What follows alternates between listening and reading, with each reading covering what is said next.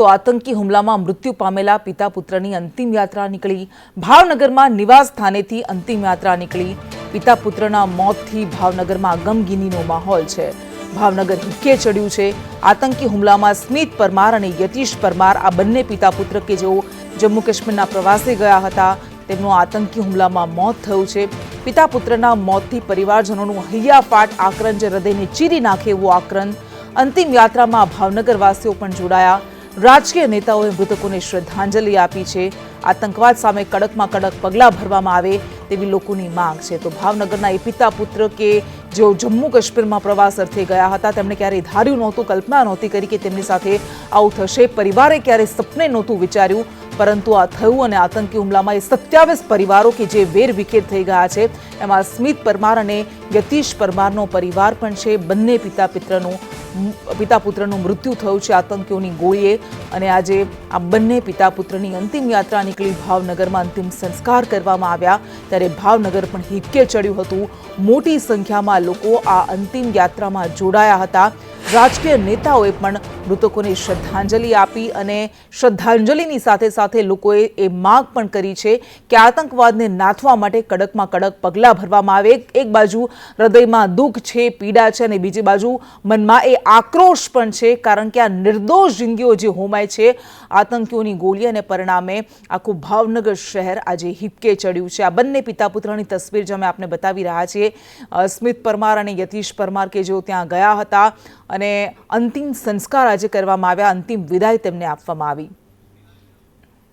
અને આ દ્રશ્યો અમે આપને બતાવી રહ્યા છીએ। સીધા દ્રશ્યો અગ્નિદાહ આપવામાં આવ્યો પિતા પુત્રને પરિવારજનો દ્વારા અને એ સમયે એ આંસુ, એ રુદન, એ વિલાપ, એ આક્રંદ એ હૈયાને ચીરી નાખે એવો હતો, કારણ કે અકાળે તેમણે આ દુનિયાને આ અલવિદા કહી છે અને પરિણામે ક્યારેય નહોતું ધાર્યું, ક્યારેય કલ્પના પણ નહોતી કરી એવી ઘડી આજે તેઓ ભોગવી રહ્યા છે। એ વેઠવાનો તેમને વારો આવ્યો છે।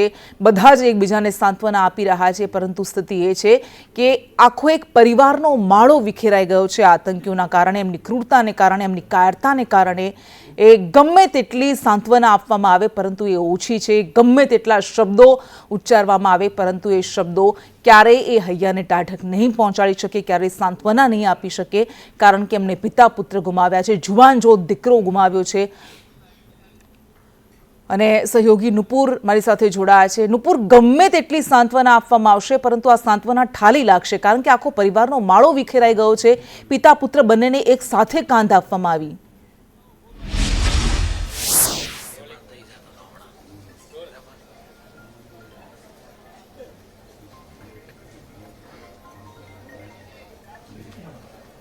જી નુપુર।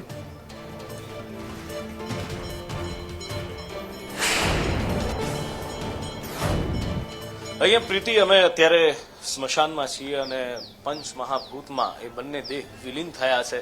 ભારત માતા કી જય એ છેલ્લા શબ્દો હતા જ્યારે તેમને મુખાગ્નિ આપવામાં આવી હતી યતીશભાઈ અને સ્મિત પરમારને।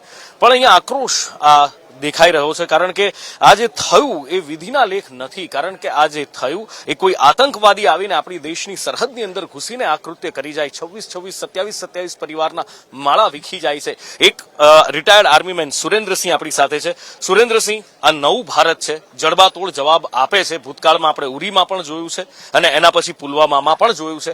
હવે જે પહેલગામમાં થયું છે, નિર્દોષ નાગરિકો હતા, હળવાશની પળો માણવા માટે ગયા હતા અને એ વખતે આવો હિચકારો હુમલો થયો છે। આપ પણ દેશની સેવા કરી ચૂક્યા છો, આર્મીમાં રહી ચૂક્યા છો, એક આર્મી મેન તરીકે આપનું લોહી શું કહી રહ્યું છે?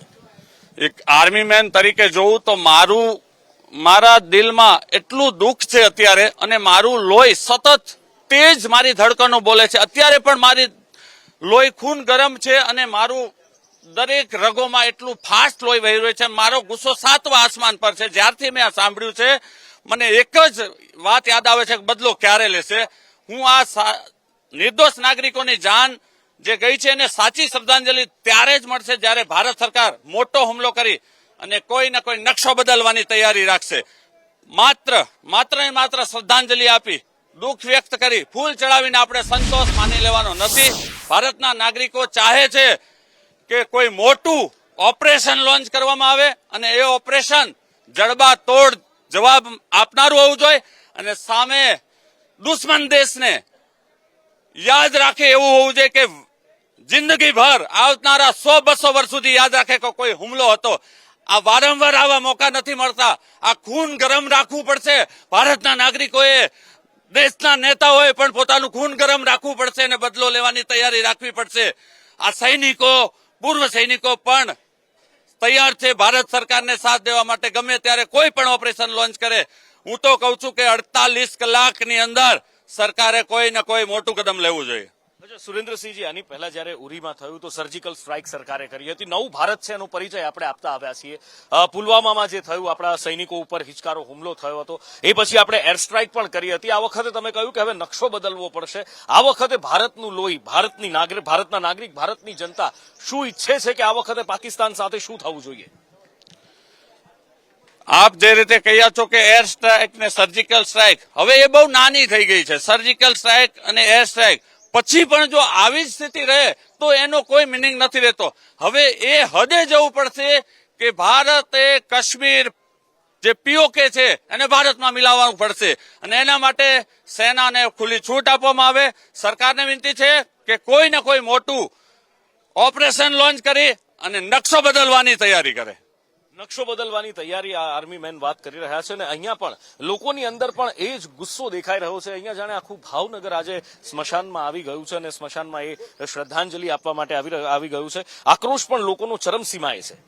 હવે આ સરકાર તો કદાચ જડબેતોડ જવાબ આપશે, પણ આપણે નાગરિકોને પણ જડબેતડ જવાબ એને આપવો હોય તો આપણે એક જ પગલું, એક જ કદમથી આપણે એને પોગી શકશું. કે કયું કદમ?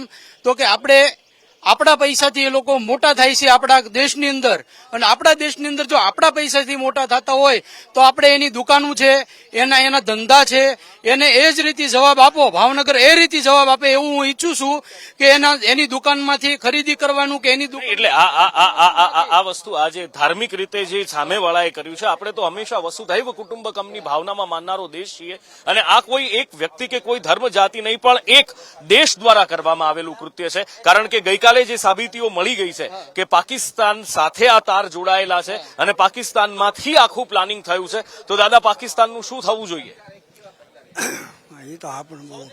પણ તો જડબેતોડ જવાબ દેવા માટે એને પાકિસ્તાન માથે હુમલો કરવો પડે અથવા કોઈ પણ જગ્યાએ કોઈ પણ વસ્તુને પકડવી પડે કે આ જગ્યાએથી આ વસ્તુ બની છે.